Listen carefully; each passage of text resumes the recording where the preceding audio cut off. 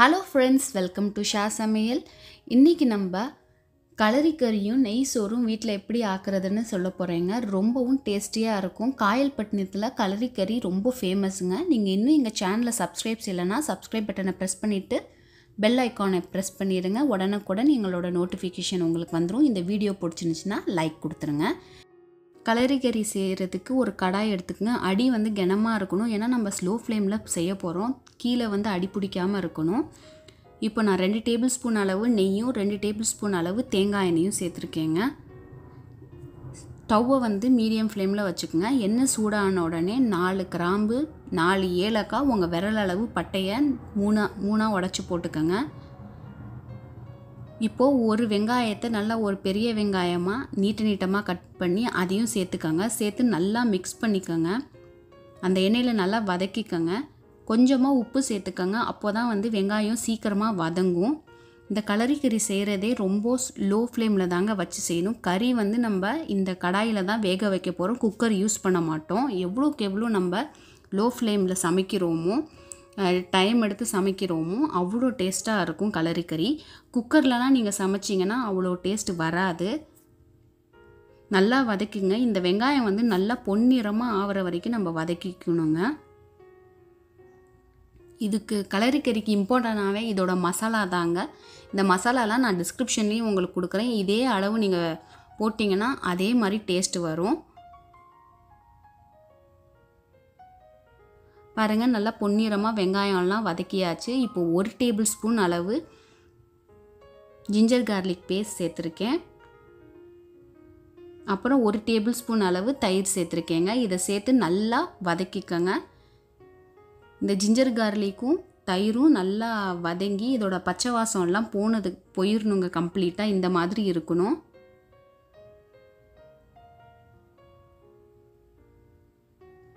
இப்போ நான் வந்து கருவேப்பிலையும் 2 பச்சை மிளகா சேர்த்துருக்கேன். இங்கே சவுதியில் ஃப்ரெஷ்ஷாக கருவேப்பிலை கிடைக்காது. நான் எடுத்துகிட்டு கருவேப்பிலை வாங்கினேன்னா அதை வந்து நெனலில் காய வச்சு நான் எடுத்து வச்சுக்குவேங்க. அதனால இந்த கலரில் இருக்குது கருவேப்பிலை. இப்போ வந்து நான் மசாலா சொல்கிறேன். 1 டேபிள் ஸ்பூன் மிளகாத்தூள், 1/2 டேபிள் ஸ்பூன் மல்லித்தூள், 2 டீஸ்பூன் ஜீரகத்தூள், 1/2 டீஸ்பூன் மஞ்சத்தூள், 3 டீஸ்பூன் சோம்புத்தூள், இதெல்லாம் சேர்த்து அந்த எண்ணெயில் நல்லா வதக்கிக்கோங்க. அந்த மசாலாவில் இருக்கிற பச்சை வாசம்லாம் போகிற வரைக்கும் நம்ம நல்லா வதக்கிக்கணும். இப்போ நான் 1/2 கிலோ அளவு கறி எடுத்திருக்கேங்க. நல்லா வாஷ் பண்ணி இப்போ அந்த கறியையும் நம்ம சேர்த்துக்கலாம் அந்த மசாலாவில். இப்போ நல்லா நம்ம மிக்ஸ் பண்ணணும். அந்த கறியை நல்லா அந்த மசாலாலாம் அந்த கறியில் பிடிக்கணும். உங்களுக்கு உப்பு வேணும்னாலும் கொஞ்சம் போட்டுக்கலாம். உங்களுக்கு தேவையான அளவு உப்பு சேர்த்துக்கோங்க.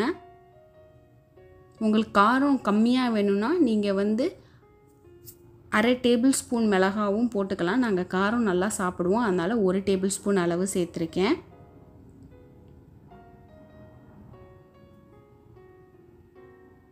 இப்போது இன்னொரு 1 டேபிள் ஸ்பூன் அளவு தயிர் சேர்த்து நல்லா மிக்ஸ் பண்ணிக்கணுங்க. நல்லா மிக்ஸ் பண்ணியாச்சு. இப்போது 1 டம்ளர் அளவு தண்ணி ஊற்றிக்கலாம். தண்ணி ஊற்றி நல்லா மிக்ஸ் பண்ணி ஸ்டவ்வை வந்து லோ ஃப்ளேமில் வச்சு நம்ம மூடி போட்டு குக் பண்ண போகிறோம். 1 மணி நேரத்துக்கு லோ ஃப்ளேமில் இப்போ கறி வேக போதுங்க. மூடியை போட்டு மூடிடுங்க. நடுவில் நீங்கள் செக் பண்ணிக்கோங்க, ஏன்னா கீழே வந்து அடி பிடிச்சிரும். சில கறி வந்து சீக்கிரமாகவும் வெந்துடும், இல்லைனா டைம் எடுக்கும். உங்கள் கறி வெந்துருச்சுன்னா நம்ம அடுத்த ப்ராசஸ் பண்ணலாம். இப்போ வேகட்டும். இப்போ நம்ம வந்து நெய் சோறு ஆக்கிடலாம். இப்போ ஒரு கடாயில் 3 டேபிள் ஸ்பூன் அளவு நெய் சேர்த்துட்டு 1 டேபிள் ஸ்பூன் அளவு எண்ணெய் சேர்த்துருக்கேங்க. ஸ்டவ்வை வந்து மீடியம் ஃப்ளேமில் வச்சுக்கோங்க. எண்ணெய் சூடானதுக்கப்புறம் பட்டை, கிராம்பு, ஏலக்காய் இது 3ஐயும் ஆட் பண்ணிக்கோங்க. அப்புறம் ஒரு வெங்காயத்தை நீட்டமாக கட் பண்ணியிருக்கேன், அதையும் சேர்த்துக்கலாம். வெங்காயம் வந்து நெய் சோறுக்கு ப்ரௌன் ஆகணும்லாம் தேவையில்லைங்க. இப்போ லைட்டாக உப்பு சேர்த்துட்டு ஒரு 3 பச்சை மிளகா காரத்துக்கு சேர்த்துருக்கேங்க. ஏன்னா அந்த நெய் சோறில் அந்த மிளகாவும் சில பேர் சாப்பிடுவாங்க, ரொம்ப நல்லா இருக்கும். இப்போ 1 டேபிள் ஸ்பூன் அளவு இஞ்சி பூண்டு விழுது போட்டு நல்லா அந்த பச்சை வாசம் போகிற வரைக்கும் வதக்கிக்குங்க. இப்போது 1/2 டேபிள் ஸ்பூன் அளவு தயிர் சேர்த்து நல்லா மிக்ஸ் பண்ணிக்கோங்க. தயிர் வந்து நல்லா மிக்ஸ் ஆயிடணும், கட்டியாக இருக்கக்கூடாது. இந்த மாதிரி நல்லா மிக்ஸ் ஆயிடணும். இப்போ நல்லா இந்த மாதிரி மிக்ஸ் ஆனதுக்கப்புறம் நான் வந்து ஒரு 4 கப் பாஸ்மதி ரைஸ் ஊற வச்சுருக்கேங்க, அரை மணி நேரத்துக்கு வாஷ் பண்ணி. இப்போ 4னா நான் 1 கப்பு அரிசிக்கு நான் 1.5 கப்பு தண்ணி தாங்க எடுப்பேன். இப்போ நான் வந்து 5 கப் அளவு தண்ணி சேர்த்துருக்கேங்க. நீங்கள் எந்த கப்பில் அரிசி எடுக்கிறீங்களோ அந்த கப்பில் தான் நீங்கள் தண்ணியும் அளந்து போடணும். 1.5 கப்பு போட்டால் போதும். 2 சில பேர் போடுவாங்க, 2 போட்டிங்கன்னா உதிரியாக வராது, குழஞ்சிரும். இப்போ நான் அரிசியை நல்லா தண்ணியை வடிச்சிட்டு இப்போ தண்ணி கொதிச்சதுக்கப்புறம் ஆட் பண்ணிட்டேங்க. இந்த டைமில் நீங்கள் உப்பு கரெக்டாக இருக்கான்னு செக் பண்ணிக்கோங்க. உப்பு குறைவாக இருந்துச்சுன்னா நீங்கள் சேர்த்துக்கலாம். இப்போ கடைசியில் கொத்தமல்லி போட்டு மூடியை போட்டு ஒரு 10 நிமிஷத்துக்கு மீடியம் ஃப்ளேமில் வேக வச்சுருக்கேங்க. பாருங்கள் நல்லா வெந்துருச்சு. தண்ணி எல்லாம் கொஞ்சமாக தான் இருக்குது. இந்த டைமில் லைட்டாக இந்த சைடில் கரண்டியை விட்டு மிக்ஸ் பண்ணி விட்ருங்க. மிக்ஸ் பண்ணி விட்டு மூடியை போட்டு தம்மில் போட்டுடலாம். இப்போ நம்ம லோ ஃப்ளேமில் தம்மில் வந்து ஒரு 15 நிமிஷம் இருக்கணும் லோ ஃப்ளேமில். இப்போ சைட் பை சைட் நம்ம கறியை பார்த்துக்கலாங்க, கிளறி கறியை. இப்போ நல்லா கறியும் வெந்துருச்சு. இப்போ ஒரு மிக்சர் ஜாரில் ஒரு 15 முந்திரியை அரைச்சிடலாங்க. முந்திரி தாங்க நம்ம சேர்க்க போகிறோம், தேங்காயெலாம் நம்ம கிளறி கறியில் ஆட் பண்ண மாட்டோம். இப்போ நல்லா கறியும் வெந்து நல்லா கொதிச்சு வருது. நான் ஏன்னா அப்பப்போ தண்ணியை ஆட் பண்ணேங்க, ஏன்னா நான் சவுதியில் இருக்கிறதுனால இந்த கறி வந்து வேகலை, எனக்கு வந்து 1 மணி நேரம் ஆச்சு. இப்போ நம்ம அரைச்சி வச்ச முந்திரி பேஸ்ட்டை இதில் ஆட் பண்ண போகிறோம். இப்போ இதை ஆட் பண்ணி நல்லா இது கொதிக்கட்டும். ஒரு 5 நிமிஷம் நல்லா கொதிச்சிருக்குங்க. நம்மளோட கலரி கறி வந்து ரெடி ஆகிடுச்சு. கலரி கறியில் வாழைக்காய் கூட ஆட் பண்ணிக்கலாங்க. இந்த வாழைக்காய் இல்லாததுனால நான் மட்டன் மட்டும் போட்டு செஞ்சுருக்கேன். இப்போ நம்ம சர்வ் பண்ணிடலாம்.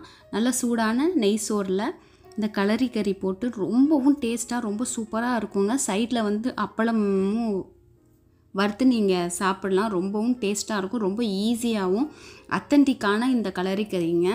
நல்லா பல்க் அமௌண்ட்டாக செய்வாங்க, ரொம்பவும் டேஸ்ட்டாக இருக்கும். நம்ம வீட்டுக்கு தேவை இருக்கிறதுனால நம்ம 1/2 kgயில் நம்ம செஞ்சுருக்கோம். கண்டிப்பாக இந்த ரெசிபியை நீங்கள் வீட்டில் ட்ரை பண்ணி பார்த்துட்டு உங்கள் ஃபீட்பேக்கை கொடுங்க. நான் ஏதாச்சும் இதில் மிஸ்டேக் செஞ்சுருந்தாலும் நீங்கள் கண்டிப்பாக கமெண்டில் சொல்லுங்கள். தேங்க்யூ ஃபார் வாட்சிங். உங்கள் டைம் கொடுத்து எங்கள் வீடியோவை பார்க்குறதுக்கு, ரொம்ப சப்போர்ட்டிவாக நீங்கள் இருக்கிறதுக்கும் ரொம்ப தேங்க்ஸ். இந்த ரெசிபியை கண்டிப்பாக வீட்டில் ட்ரை பண்ணி பாருங்கள். இந்த வீடியோ பிடிச்சிருந்துச்சுன்னா லைக் பண்ணி உங்கள் ஃப்ரெண்ட்ஸ் அண்ட் ஃபேமிலி கூட ஷேர் பண்ணிக்கோங்க.